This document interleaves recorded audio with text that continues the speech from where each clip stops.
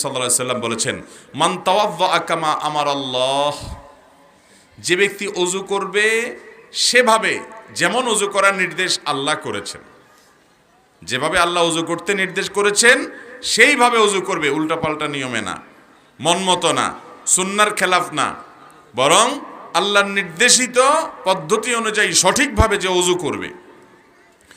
ফাকামা ওয়াসাল্লা, এরপর দাঁড়াবে, দাঁড়িয়ে সালাত আদায় করবে, নামাজ পড়বে।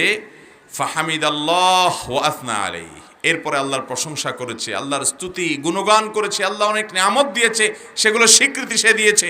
ওমাজ্জাদা বিল্লাযী হুয়া লাহু আহল, আর আল্লাহর মর্যাদা বর্ণনা করেছে যেমনটির উপযুক্ত আল্লাহ, আল্লাহর শানের স্বীকৃতি সে দিয়েছে।